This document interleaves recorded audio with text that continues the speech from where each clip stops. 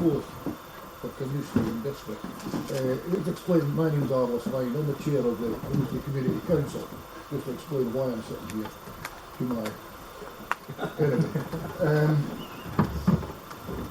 I am politically neutral in all ways. That was the fact I spent 25 years as a journalist, and I have a very low opinion of all politicians. So I'm just mentioning that I'm politically neutral on this occasion. I'd just like to mention before we start that this election, this council election, is about local matters. It's about local matters, and it's about what we can do, or what the council can do for the people of the state. I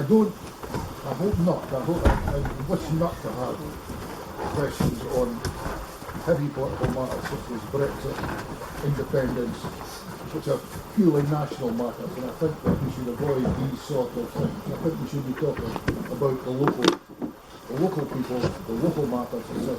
Now what I'd like to do is introduce the people who are sitting here. I'm going to ask all of the candidates here to speak for a couple of minutes, just to introduce themselves and give you a view of what they feel with this election. I'll just mention who I've been announced. This is Brian Boyd, who's an independent councillor in the Deputy Province of Agriculture at the moment. And next to him is Mark McDonald, who represents the SNP. Next to me is David Cheape, a recently appointed councillor as an independent. Sitting next to me is Beth Morrison, who represents the Liberal Democrats. And then Bill Bowles, who's also an independent councillor at this moment. And at the end we have Joanne McFadden, who represents the Labour Party. The one party not being represented here is Terry O'Halloran of the Conservatives. He was informed why he's not here. I have no idea. But if you're all right, we'll all just carry on for that. I'll just start from the right. Can I ask you, Brian, first to just give a very quick, please? Yeah, done. I'm Brian Boyd. As Alice said, I am an independent councillor. I was Carnoustie's first independent councillor. I am the reluctant Deputy Provost for Angus at the present time. That was honour was bestowed on Carnoustie, because it was felt that poor Helen who had passed away, represented both Angus and Carnoustie well. I was given that honour for the last 6 months or whatever. I thought it was very sweet for it to be to try and, I can't fill her shoes, but at least I can want to pay respect to her just now. I've been here for 6 years. I feel I've done quite a considerable amount. I hope you've all got my flyer. I've worked hard with people. I've worked hard negotiating and lobbying people in power. People in power are politicians and officers, and working with them, I think I've done a good job. One example I'd like to give you is the recycling centre. Working with people, we managed to get 1 saved, and then 2. Carnoustie got an extra day more than the other smaller boroughs got. We're all going to part-time, but we got an extra day.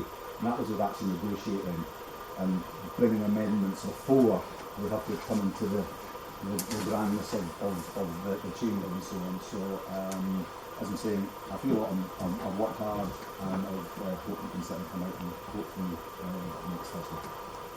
Thank you, Boyd. Good evening, my name is Mark McDonald. I'm the SNP candidate. I live just up the road in Monaghan, and I'm standing to hopefully be... I'm never ever going to compare to Helen as a councillor. I think she was very, very good, a lot of experience. And when I came in the by-election, I was really honoured to be the SNP candidate for that. I hope that my sort of track record in work, where I worked for the Angus MP in McFadden, I see day to day the sort of issues that councillors face. We have most of the people that come into our office have council related issues, and you've got other things that come in obviously as well, but you end up getting to a point where you want to try and help, and you've got to take the responsibility on to do that. And that's why I find myself here today. I want to be, if elected, a councillor that anyone of any affiliation can come to, and I'll work my hardest to try and get the issues sorted out that you have.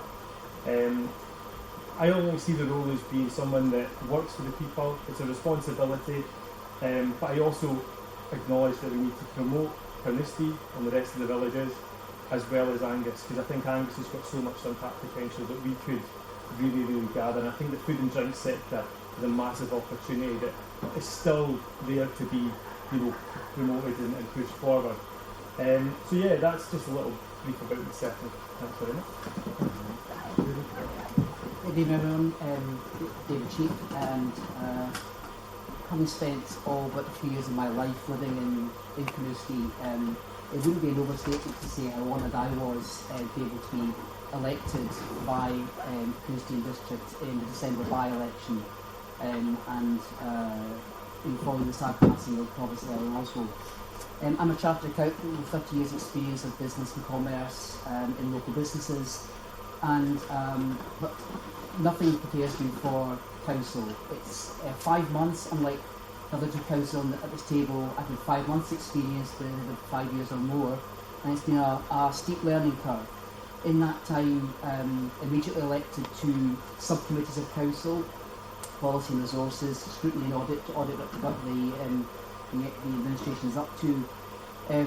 I was seconded on for policy and resources, so policy and budget strategy group during that time as well, to start help work on the budget as well.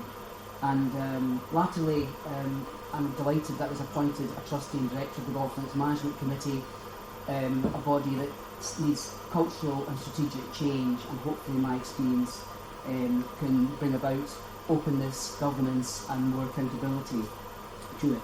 However, all of this is all about local issues, and in the 5 months I've been here and involved, it's dealing with day-to-day residents' complaints and issues, whether it's dog poo, whether it's street lighting, whether it's broken pavements, whether it's planning breaches. There's been numerous things to keep me busy, and already on my table, I know I've still got another 4 or 5 that happened just in the last few days. That's what it's all about for me. It's not what many see as the big issues of the day, in which most cases are national issues. It's keeping politics out of Angus Council and getting the jobs done on behalf of the people you represent, and I'm just getting started. I hope to be elected to finish the job. Thank you. Hi everyone, my name is Beth Morrison. I'm 51. Please say that I don't look my age, but I'm 51 years old, and I am not a politician. I'm here representing the Scottish Liberal Democrats, but I'm here as a mum. I have 3 children. My 2 eldest have left home and they're working their way in lives. We live in Morrison, which is just along the road, but my youngest son, Callum, goes to Carnoustie High School. He has epilepsy, cerebral palsy, autism and complex learning disabilities, and he's very well looked after at Carnoustie. I am a mother, but I'm also a campaigner. I'm a huge campaigner for children's rights, for disability rights. I will hold my hand up right now and say that I am a national campaigner, but I would hope that the expertise that I've gained at the national level in Holyrood, not as an MSP or a politician, but as a mother of children who I feel have not had their rights upheld in schools. I want to bring that experience to Angus Council. I want to be able to hold council officials to account for their decision making. I believe in transparency. I want proper scrutiny instead of just accepting the word for everything. For example, closing recycling centres when we made a surplus last year. What was all that about? How could we get the figures so wrong? How can we trust their judgment when asking us to decide on major funding issues? I don't just go on what I think, I listen to the views of others very carefully. When the Liberal Democrats asked me to stand, I said yes, but don't tell me how to vote, don't tell me what to do. My whole purpose is to do what the people of Carnoustie and Cheape and everyone in ward is asking me to do as their councillor. I don't just make complaints, I provide solutions. For example, I have a campaign at the moment in the Scottish Government about national guidance on the use of restraint and seclusion in schools, caring for disabled children, and I, as a mother, got John Swinney in the Petitions Committee last week to answer questions on my petition. As a result of a 6.5-year campaign, I've managed to change government policy and that is now being brought in at local level. I found out today that Dundee City Council are changing the policy. Angus will have to bring in a policy for that. I'm equally skilled in working in collaboration with lots of people. I hope, and I sound quite nervous because I'll admit to you that I am, but whose politics differs from mine, I don't have a problem. I don't see myself as a politician. I'm here for you, and I would love if you could put your trust in me, people of Carnoustie. Trust me to be your voice. I promise you I'll be a very, very strong voice for Angus. We live in a beautiful county. We've got a lot going for us. David said about food and drink industry. You know, we've got so much to do here in Angus, so much to get here in Angus, and I would love to represent you. Please give me your vote. Thank you. I'm Bill Bolt. I'm a local man. I wasn't born here, but we moved here in 1968, so next year is the 50th year, and I think that's when we were taken as a local and so we'll roll on that one. I've been a councillor for 5 years. I've really enjoyed it, and I think I've made some fundamental changes within what was going to happen to Carnoustie. I was prime in securing the Clayhole site for the sports pitches, which are now being built, and we had that added bonus of the marvellous archaeological finds up there, which proves Carnoustie is not just 220 odd years old, it's actually 4,500 years old, which gives us a rich cultural heritage which we can tap into and hopefully feed off that with a museum somewhere and sell our story as well as God. We've actually been people in residence here since 2000 years BC. What else have I done? There was some major moves to have building developments in Carnoustie which didn't suit what the town wanted, and they would have gone ahead if I hadn't put my hand up and said, no, that's not right. Instead of building at the east end of town, we need to build at the west, which was the other opportunity. I was quite torrid because although I was won the vote in the meeting that we had, the developers that were there disagreed with it, took it all the way to the Court of Session, took it to the Scottish Parliament, and every time it went through another hurdle, we were found to be right. So local elected representatives do make a difference, and they're important. So what I want to do in the next 5 years, I've got 4 main aims. The first one is I would love to see Carnoustie have a town square. Anywhere you go on holiday, you have a piazza or a plaza, and that's where people congregate, that's where you do things. We don't. We've got a long street, and it makes it very difficult for us to focus on where we put the Christmas tree, where we hold the Remembrance Day parade for the March Past, where we can put a farmer's market, where we can have a bandstand to have a concert at the end of Garland Day. That's fundamental to making the town develop, and I would love to see that happen. I'm definitely going to fight for that one. We're going to be struggling for a primary school education facility, and it needs to be at that end of town. We have to have it at the west end of town, because I think it would be a nightmare for young mums to have to drop off one kid at one end of town and another kid at the other end of town in 15 minutes to get them both at nursery and at primary school. So I think we need to that needs to be fought for. Over the past 5 years, I found that this adversarial method of working, having a them and us, and administration and non-administration, is not effective. It really lacks in cohesion, and it becomes very fractured. And I would like to see 28 councillors, as will be after the election, around the table working together without a them and us, a complete coalition, so everybody's got an equal say in what's going on, and it's not a matter of motions coming forward and having to fight against them to have a better idea and losing the vote by one. That's not good for people of Angus. We should be singing off the same hymn sheet. So I think we need to work with openness, honesty, integrity and transparency, and that lacks at the moment in Angus Council. I would like to see that reversed. And the fourth thing which only recently has really come to mind is we say this, Angus is open for business, because to me the economy is key. If we can get everybody employed, we have more housing, we have more taxes being collected, we have more council tax being collected, we're more affluent, and the money goes round. So that to me is where we should be. The economy is key. And we say Angus is open for business, and that's a council motto, and it doesn't happen.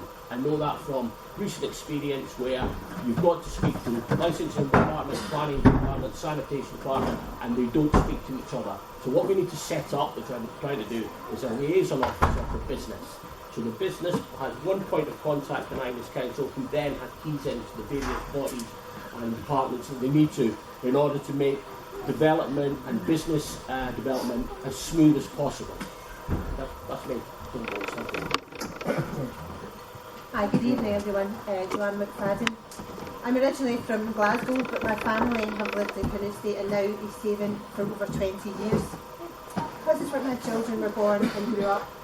This is home. With the children growing up, I couldn't help but get involved in the local community, making costumes for dance shows and gala days, being on the brass band committee and being chair of the high school parent council.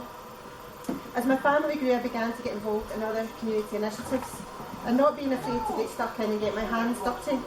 I've often been found weeding or painting fences at East Haven or Queen Street Gardens, or picking litter at beach cleans. I'm a Carnoustie community councillor, which came about out of sheer curiosity to know what they did. And I'm very proud to say that I represent the town and the community council. Through being a community councillor and an anti-austerity cuts campaigner, it's become ever more evident that too many people in our community don't feel that they have a voice. And that's why I began campaigning, to speak up for and stand with those who needed my support. In the last 2 years, I've campaigned to protect elderly sheltered housing services and their TSOs' jobs. I've campaigned to save the recycling centres, to save the Mulberry Acute Mental Health Unit at Stracathro, and more recently, whose jobs are at risk. I'm tired of cuts to our vital public services, and I'm sick of the lame excuses as to why apparently nothing can be done about it. I don't agree with those who say protesting and campaigning is pointless, because to do nothing and sit back and watch makes me complicit to the cuts, and I will never agree to more cuts. If I don't speak up for and represent those without a voice, then who will? I want to be that strong local female voice for Carnoustie and District, and that's why I want to be your councillor. Thank you.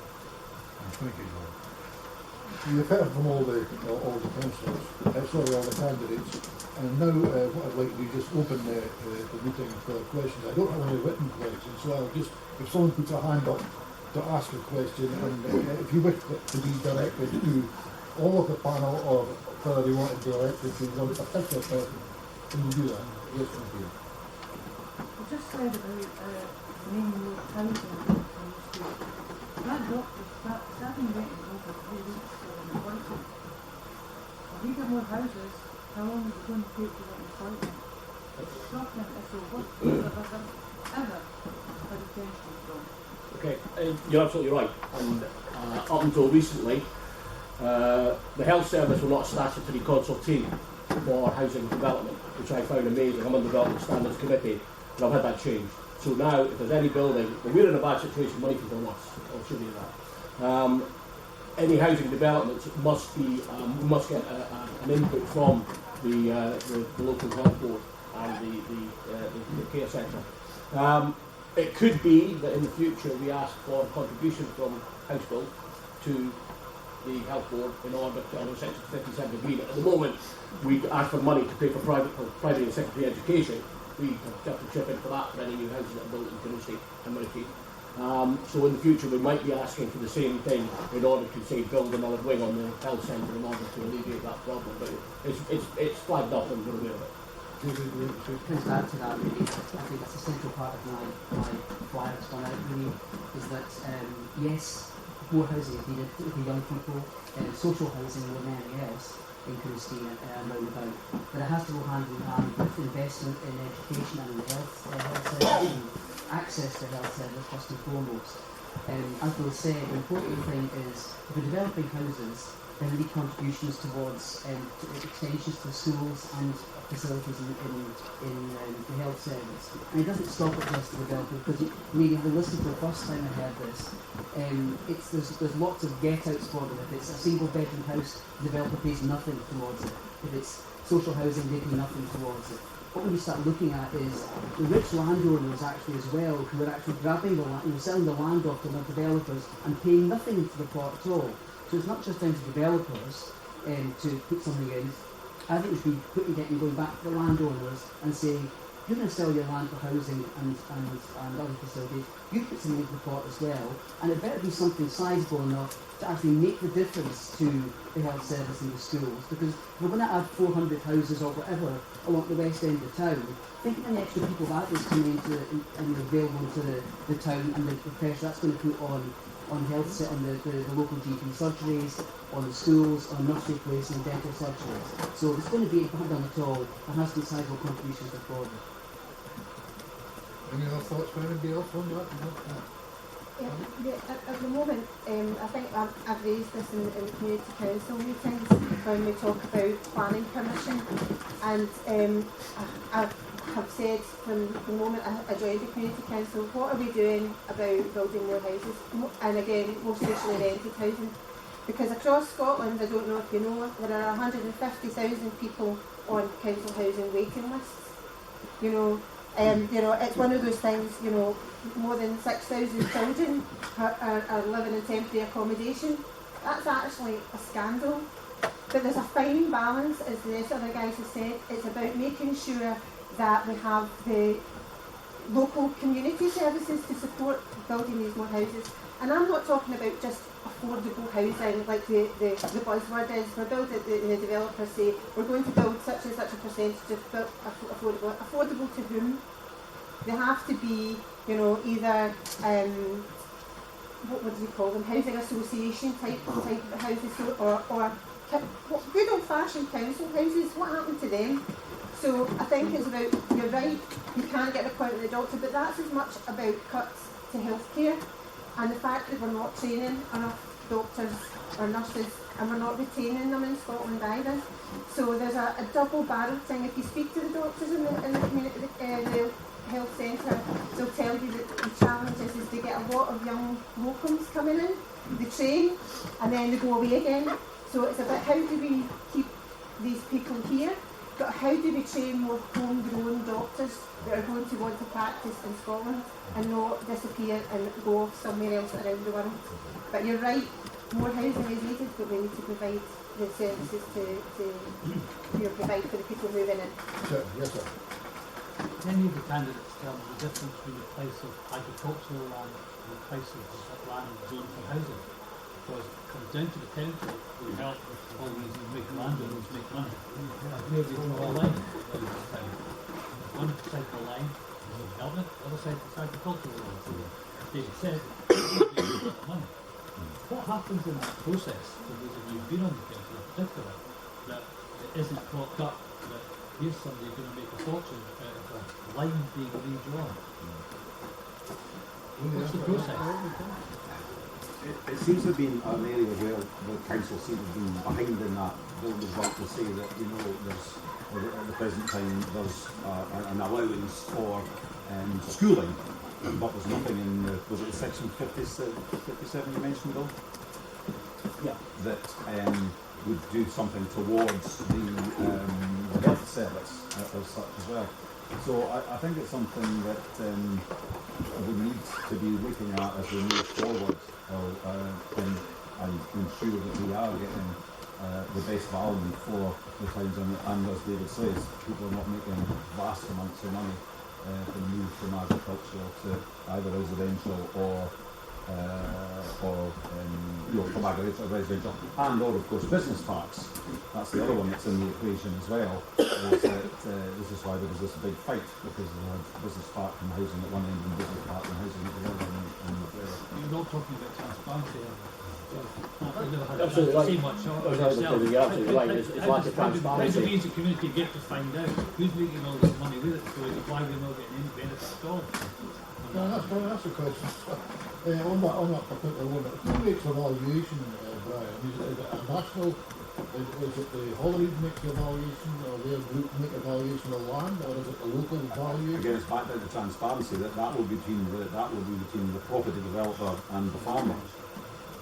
How much input can it's mentioned that roughly local council have on it? none, because that's the private. But it's where you draw the line. You draw the line in the main issue report, and then the local development plan is where the housing is going to be. Housing without thinking and planning. I know exactly. Sorry. But as an example, I know that, remember the 49 houses that came up at the back of Barry, and it wasn't given. The reason was that the developer goes for as many as he can, because he's basically passing the farmer, I'm led to believe, £50,000 a plot. So if he can get 49 plots, he makes an awful lot more money than what he does if he makes, if he only gets 30 through planning. And in fairness, that was knocked back and said, no, that was too overpopulated at 49 in a rural area. I would just like to see the lady, Joanne had mentioned about council houses and so on. You know, the town has done really quite well in the last 5 years with getting council houses. The 8 across the road, the ones in Carnoustie Court, the ones in Rose Street, and we do now have another 7 council houses along the High Street, and from the derelict properties, and that comes to around about another 750,000. And I can put my hand on my heart and say I was the only one that was backing that.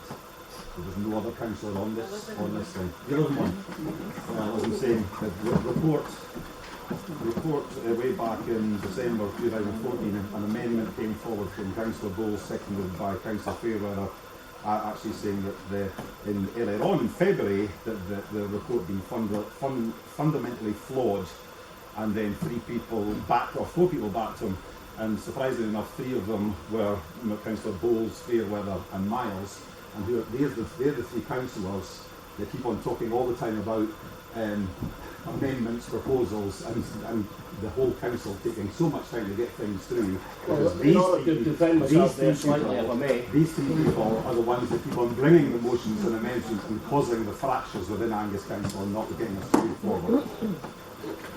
If I just defend myself there slightly, the houses we're talking about, the ones directly across from the co-op, that were burnt out, unfortunately, 5 or 4 years ago. I think the High Street should have shops. I think the High Street should have shops below and houses above. I have no problem with that.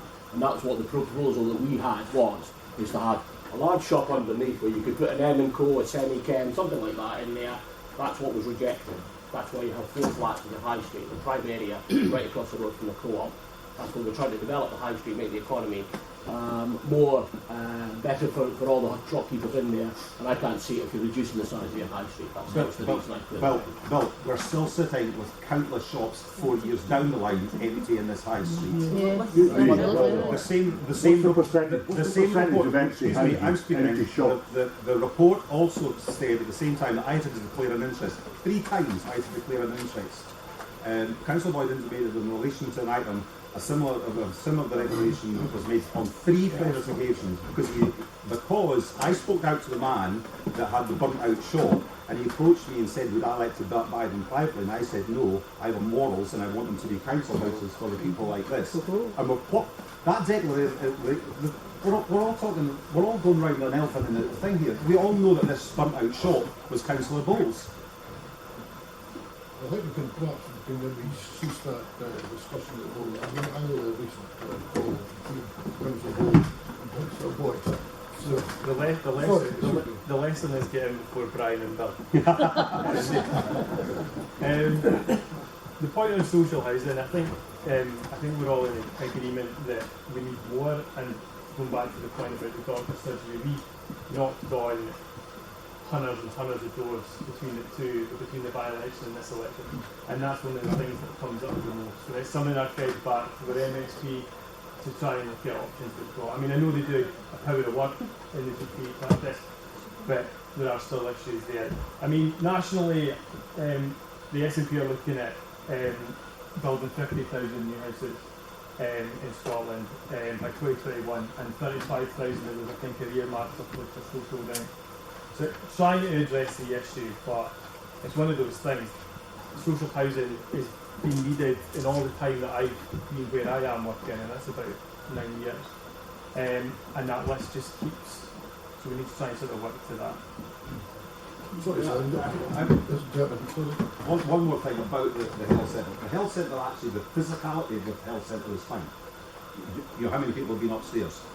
No, so the problem is, are very few, but the problem's not so much the size of the building, but the lack of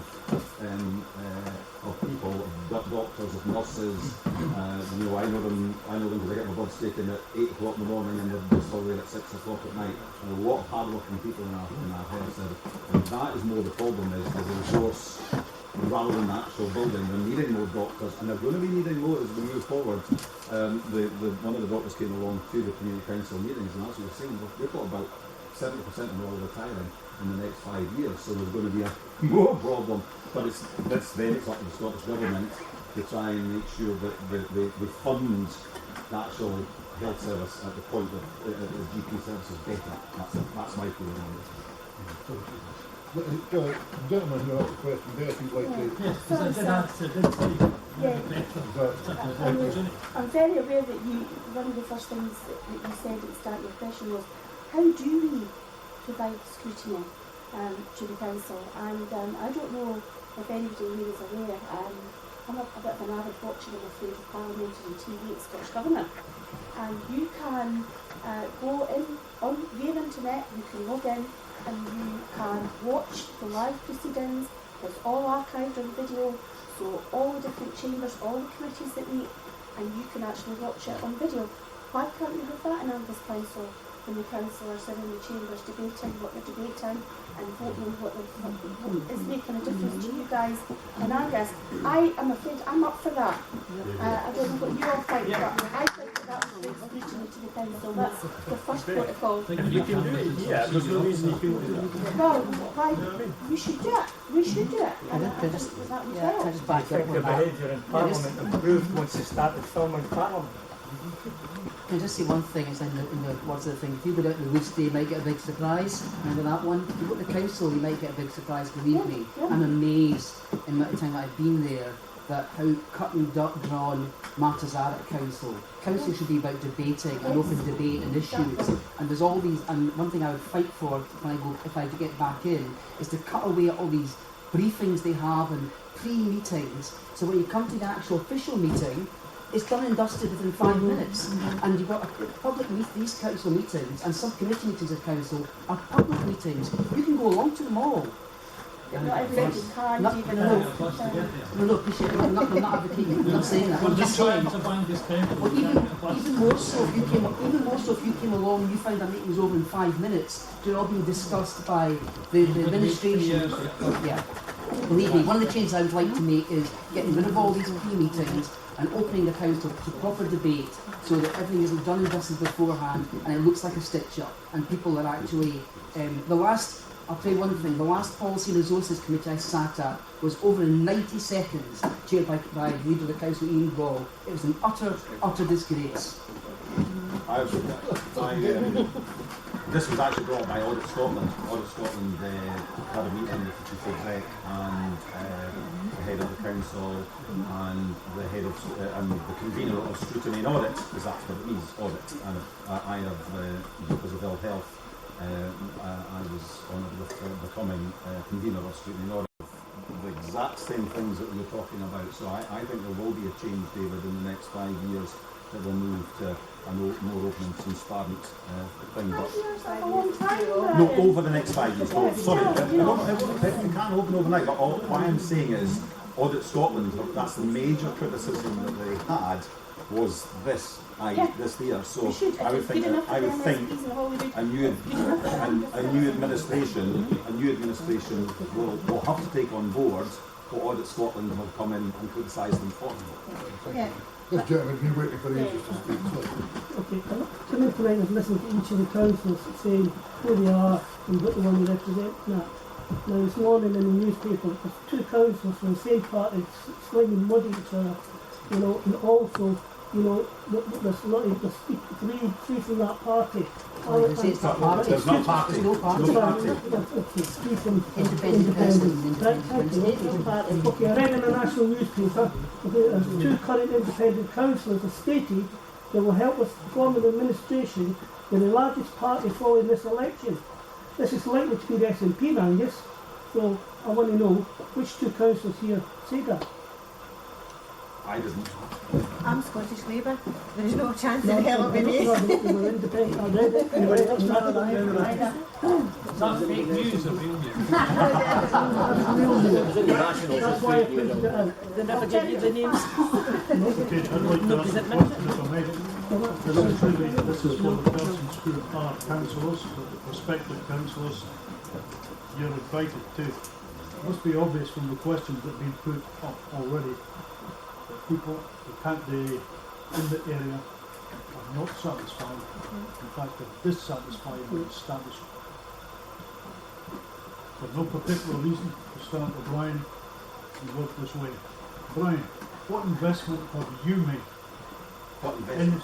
in around here in the past? In What the past? investment are you making now? What investment do you propose to make that would make me want to vote for Brian? Okay. I mentioned earlier on the derelict shops, and £930,000 was spent on that. There was a quarter of How much? Sorry? How much? 930. It's 930. What it is there was also surviving You're fire. talking about almost £1 million. Yeah, £1 million is what I fought for, and Mr. Chairman, there was a question asked here that hasn't been answered yet. oh, sorry. There's a question answered. I Just asked asked what a the question. who Who the two independent councillors were who said it, and it's not been answered. We'll side with SNP. We'll side with the It wasn't me. I think I'm going to say, I mean, I think it's anyone who reads the Courier. national news. Yeah, national newspaper. Well, I don't know which national newspaper it was. But none of the people here, or none of the independent councillors here. So I'll ring up that national newspaper tomorrow and tell them you've got a fact wrong. Yes. Okay? Yes, It yeah. might not have been from Carnoustie. It's not. It certainly wasn't me, I'm guarantee you that. I mean, all three here say it wasn't them, so I don't know, I know what I can do on that. We know that in the Courier this morning there was an article which referred to something going on with wrong. But a problem between Councillor Boyd and Councillor Ball. Definitely not. To answer your question directly on that one, the first I became aware of that was when Bill was on the Facebook page, and I picked up on it mentioning that, and Bill copied the bit in there from the Independent, whether it was, or into the whole thing. And the first thing I did straight away was, as I laughed, and well, it wasn't me, Bill, and Bill acknowledged it, well, it was never in doubt. So I don't even know, I think it's nothing to do with Carnoustie whatsoever, the independent councillors, because remember there's quite a number in the Angus Council, but I can tell you for certain, it wasn't me, and I don't believe it's any of the other two. So what I'm asking these independent councils here, if SNP, which will likely to get in Crown Islands, that you will not be siding with SNP. I would definitely not. If I could get an administration of 28 councillors open, I'd work with them all. I won't work with It them. might not be SNP, but whoever gets in, I mean, I'm not telling you if it's Labour or whoever. All I'm asking is 3 independent councillors.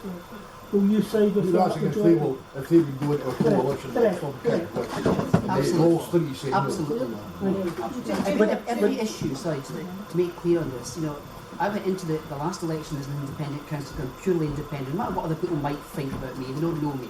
I'm an independent councillor. If I could stand for the Carnoustie party, I would do. So I'm in there and I vote, and I found that the very first moment I set foot in the place, you stand on your own 2 feet, and you vote on every single issue, and you vote for the betterment of Carnoustie. If the SNP come up with a policy that's for the betterment of Carnoustie, I will support it, whether other people who are not SNP like it or not. Likewise, if an amendment comes from another part of the floor and it's for the good of Carnoustie, I will vote for that.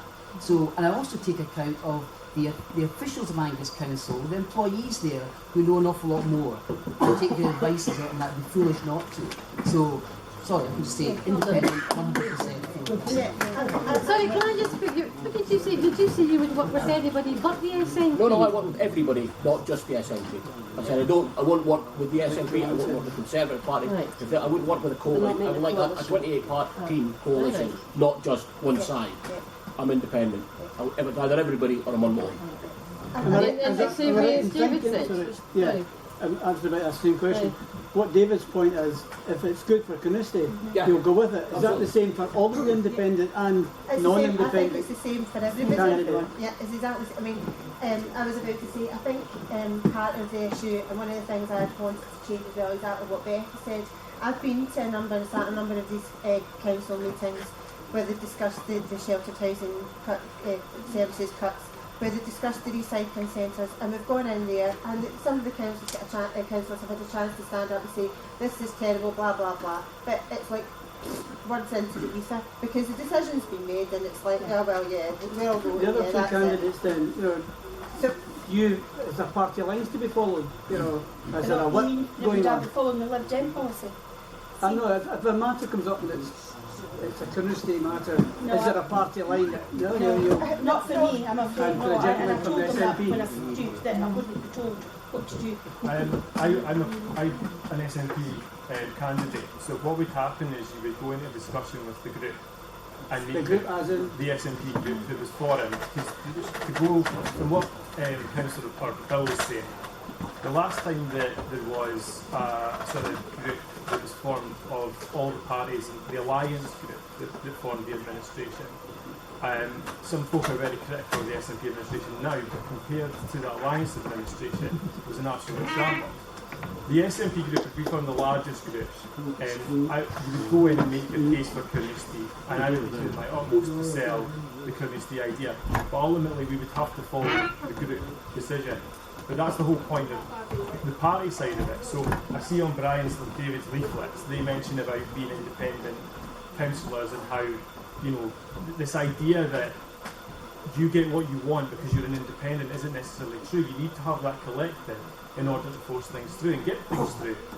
I want to offer a practical solution that if I get a good idea for Carnoustie, I can make the pitch and sell it to the administration group. If you're not in the administration group, the chances of you getting something through are restricted.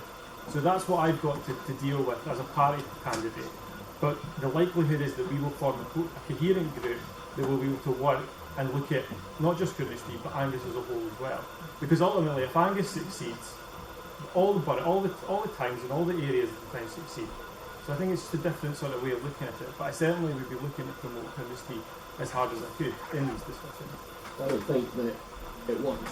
I think this adversarial way of politics doesn't work at local level, and I think as soon as the election's over, the party politics should go aside, and there should be 28 people shouting their own case, not going gang-handed against other. It's flawed. It doesn't work. You just countered yourself by saying shouting their own case. If you're all out for your individual goals and aims, what you end up with is this. It's better that than being bullied. It's better that than being bullied with what's happening at home. Surely it shouldn't be about your individual goals and aims. It's about what the people want in your town. You work for them. Of course. Our job is to listen, and far too often.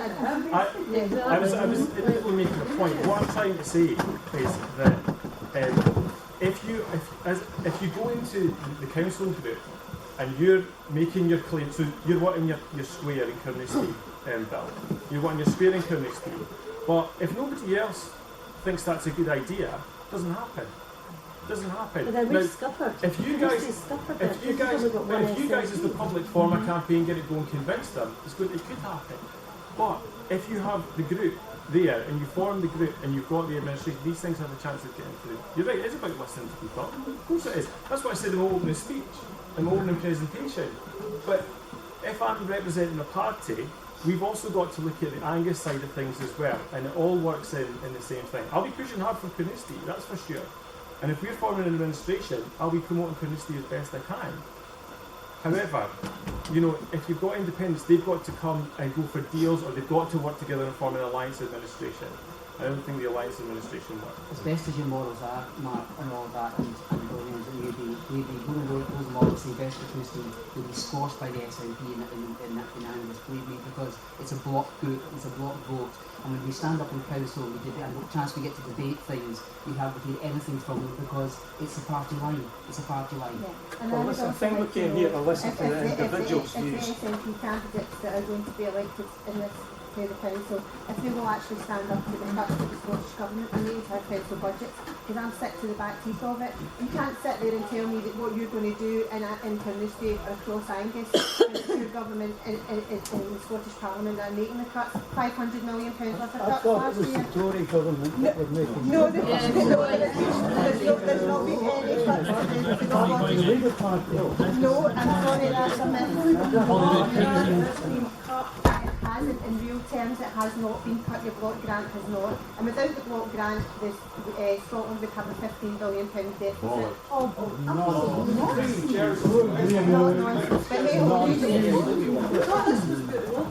But hey, it is a bit local because the cuts that the Scottish Government are making to the council budgets are affecting the public services that the council can afford to provide.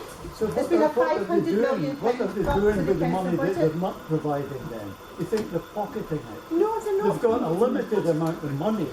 And you're asking me, underspend in health budgets, underspend in transport budgets. They're spending the money they've got. Simple as that.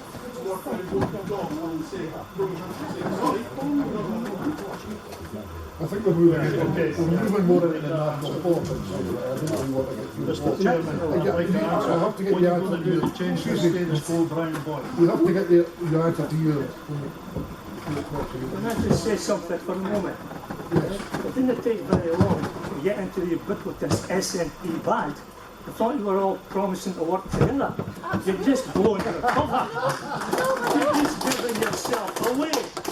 And what we're saying is I want to be able to stand up and say, no more cuts, please, no more cuts to the council budget. You say that in bad diet. I also am against the government do for Scotland? Nothing. Oh, yeah, we why only you take lost all thousands of people out of poverty. That's why you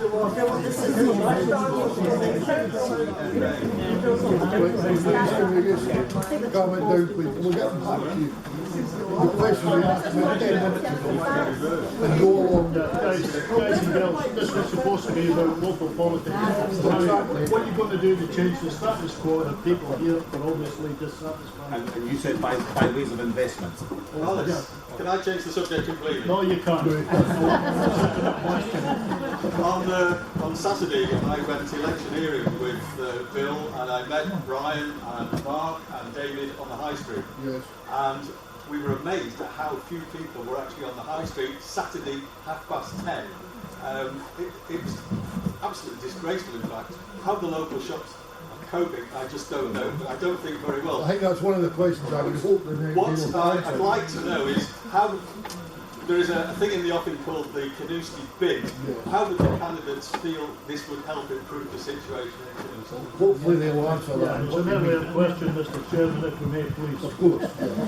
Yeah. So we've gone back to I think you were saying the state's quo and what we've done in the past. It's obvious that your people are dissatisfied. Brian, what is it that Brian Boyd is going to do to change it? What have you done? What are you doing now? Yeah. What are your plans? Okay. How are you going to change the status quo that we're dissatisfied with? As in the past, as I was saying, I've got council houses. I think that's important. With the largest council house waiting list in Angus is in or South Angus. So I've done that, and with hopefully from help and finance from the Scottish Government, we'll get another tranche of council houses. But we will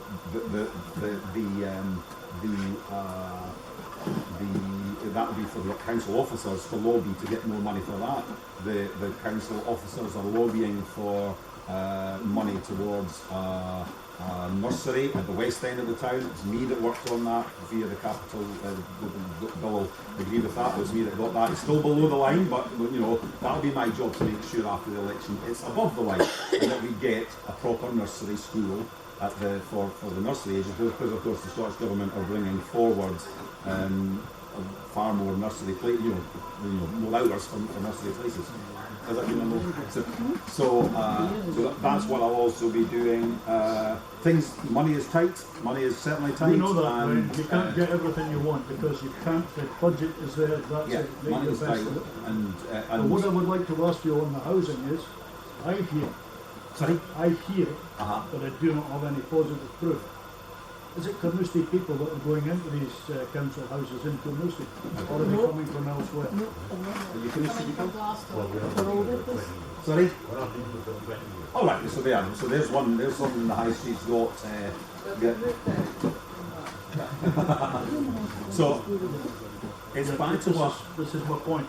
Yeah. Because the complaint I get is, I've lived here so many years, I was born here, etc. I cannot get a council house, and yet people have come from, I forget the name of the place, but it's a large Pictish settlement to the west of Carnoustie and Unionist.